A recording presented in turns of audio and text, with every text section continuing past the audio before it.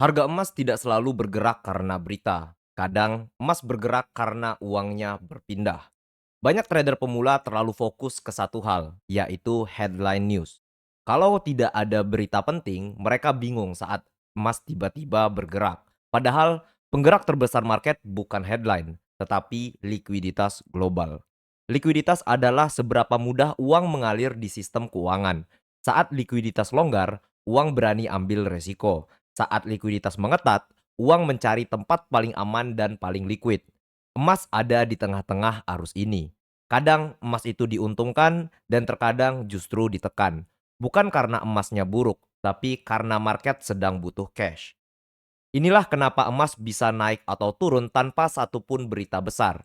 Di video kali ini ya kita akan bahas bagaimana likuiditas global itu bekerja, teman-teman, ya. Lalu bagaimana perubahannya mempengaruhi harga emas dan kesalahan umum trader pemula saat membaca market tanpa news. Kalau kamu ingin memahami pergerakan emas lebih dalam, bukan hanya dari sekedar melihat kalender ekonomi, konsep ini wajib banget kamu pahami.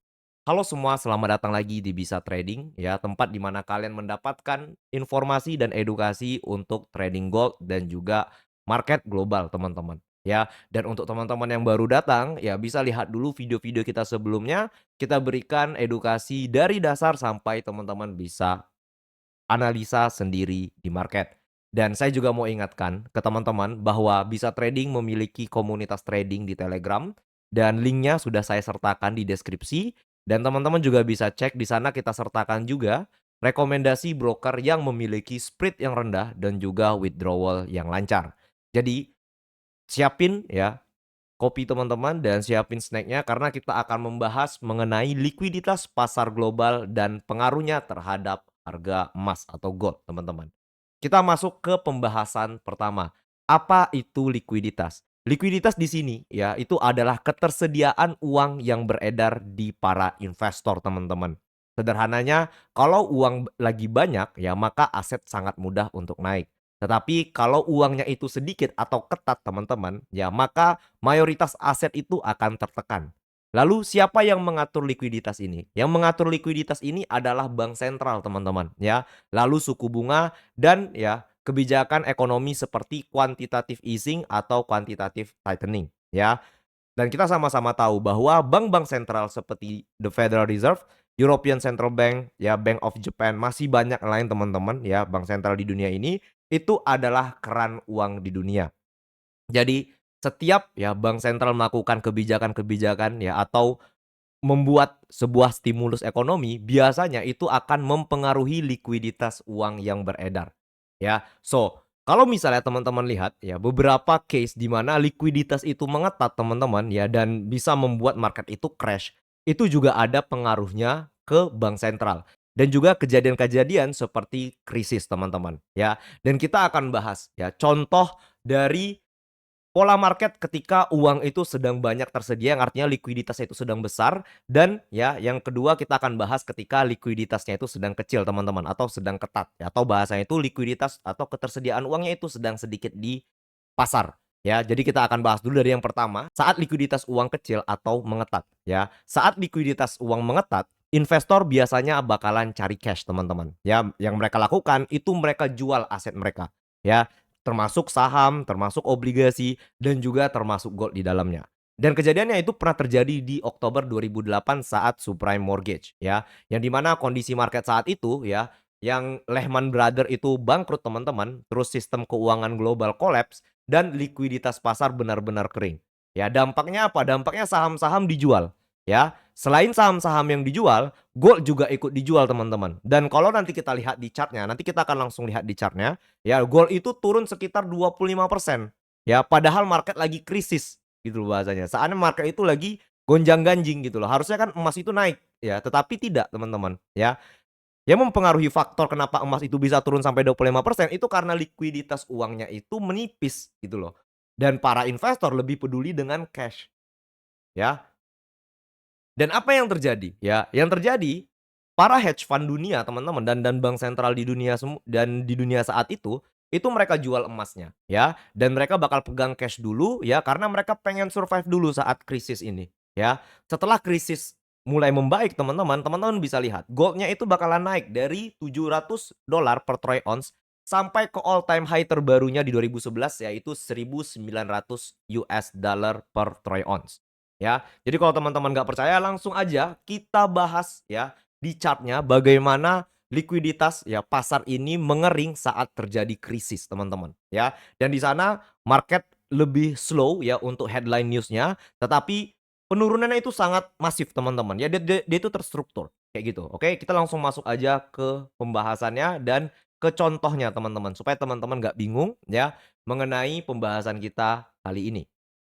Nah teman-teman, ini adalah chart XAU USD dengan daily time frame ya, di tahun 2008 ya. Dan teman-teman lihat, mulai dari Oktober itu market turun ke 680 sampai $700 per troy ounce, teman-teman. Ini akibat dari krisis. Sebelumnya market itu sudah mengalami downtrend duluan. Kenapa? Karena ya likuiditasnya itu mengering, teman-teman.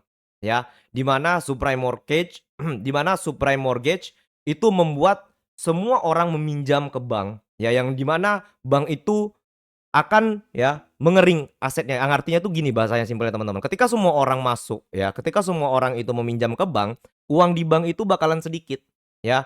Karena kita sama-sama tahu lah kayak misalnya peminjaman turun gitu loh di bank sentral kita, yang awalnya 5% turun ke 2% atau bahkan 1%. Itu adalah kesempatan teman-teman untuk kita bisa pinjam uang di bank.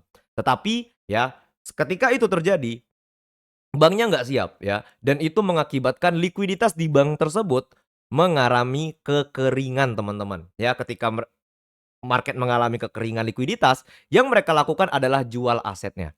Ya mereka jual emasnya, mereka jual sahamnya. Jadi sebelum krisis itu terjadi ya, likuiditas di pasar itu udah duluan kering teman-teman ya, saat subprime mortgage ya.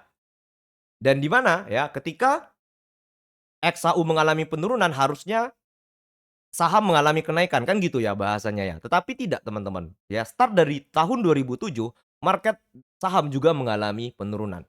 Ya suku bunga yang kecil, terus bunga peminjaman untuk kredit rumah juga mengecil teman-teman, ya yang itu membuat market mengalami krisis ya. Yang ketika market mengalami krisis, pertama kali yang market lakukan itu bukan buy teman-teman. Mereka bukan akumulasi, tapi mereka bakal jual dulu. Ya gimana mereka mau beli ya, sedangkan likuiditas pasarnya itu kering gitu loh. Banyak banget trader pemula yang tidak tahu dengan pola-pola seperti ini. Ketika krisis terjadi, mereka langsung optimis buy. Ya, ketika krisis baru aja terjadi, mereka langsung optimis bakal naik all time high dan lain-lain. Ya, karena pada kenyataannya market itu wajib turun dulu. Ya, polanya itu selalu sama teman-teman. Kita sudah bahas ya. Polanya itu selalu sama. Ya, yang di mana ya hedge fund ya atau dan bank sentral yang lain itu bakal jual emas dulu untuk survive ya. Di kondisi market seperti itu kita dapat konfirmasi berupa ya kebangkrutan Lehman Brothers ya, terus sistem keuangan yang kolaps dan likuiditas pasar ya atau likuiditas uang itu benar-benar kering. Ya, bank sentral aja nggak megang uang yang banyak teman-teman untuk memenuhi anggunan dari para investor yang ingin meminjam uang ke banknya tersebut, kayak gitu. Dan ini terjadi di Amerika, ya. Tapi setelah krisis mereda, teman-teman bisa lihat, ya. Setelah krisisnya itu mereda, S&P 500 ya, itu mengalami all time high terus-terusan teman-teman. Ya, sampai detik ini.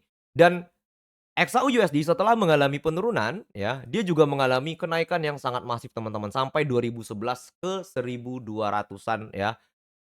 Harga emas itu saat itu ya di $1.200 per troy ounce ya. Jadi tidak selamanya krisis itu membawa dampak baik langsung ke emas teman-teman. Dia itu butuh waktu untuk recovery namanya ya. Dihilangi dulu FOMO-nya, dihilangi dulu ketakutannya, ya pelan-pelan nanti bank sentral bakal memperbaiki ekonomi negaranya ya kayak The Fed dia bakal melakukan yang namanya quantitative easing ya, dan mereka akan meminjamkan uang kepada perusahaan-perusahaan besar supaya ekonomi lebih bergeliat dan banyak hal lainnya teman-teman, ya. Gunanya kita untuk memahami pola seperti ini biar teman-teman tidak terjebak di market dan teman-teman tidak termakan hasutan para influencer-influencer yang ketika krisis terjadi mereka bilang, "Ini Bitcoin bakal to the moon, ini saham bakal to the moon, ini XAU USD bakal to the moon." Ya, padahal kita sama-sama tahu bahwa ketika krisis terjadi ya, itu wajib ada fase-fasenya, yaitu fase FOMO dulu, fase takut dulu ya, ketakutan, di mana-mana orang bakal jual dulu. setelah itu baru fase recovery, dan yang ketiga itu baru fase risk on, ya. Dan kita sudah bahas sebelumnya di video kita, ya. Jadi teman-teman bisa cek aja mengenai 3 fase saat krisis terjadi, ya. Lalu bagaimana ya kita sebagai trader pemula bisa terhindar dari pola-pola seperti ini. Yang pertama itu yang pasti jangan pernah nyalahin market teman-teman, ya. Ketika trader pemula rugi, mereka banyak banget menyalahi market. Market yang nggak berpihak ke mereka lah, ya market yang terlalu inilah, market yang terlalu itulah. Ujung-ujungnya apa? Mereka nggak terima bahwa kesalahan yang mereka lakukan itu murni karena diri mereka sendiri, murni karena mereka tidak tahu pola market, kayak gitu. Terus yang kedua, stop mencari konspirasi.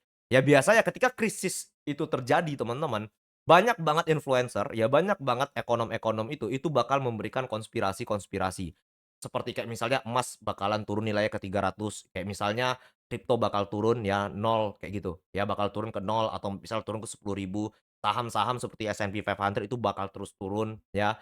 Banyak banget konspirasi ya bakalan apa ya bahasanya, berseliweran teman-teman ya di forum-forum. So stop cari konspirasi, dan yang terakhir teman-teman jangan overtrade. Ya, karena overtrade itu selalu berdampak buruk untuk akun kita, teman-teman. Dan pahami bahwa strategi saat market mengalami crash seperti ini, ya, teman-teman itu wajib mengecilkan lot teman-teman, ya. Yang biasanya teman-teman entry 0,1 lot itu bisa turun ke 0,05 lot atau bahkan 0,03 lot. Fokus kepada capital protection dulu teman-teman, ya. Fokus kepada risk management, sabar, ya, dan tunggu pola-pola market serta konfirmasi-konfirmasi yang teman-teman percayai dan teman-teman ketahui akan probabilitasnya, ya.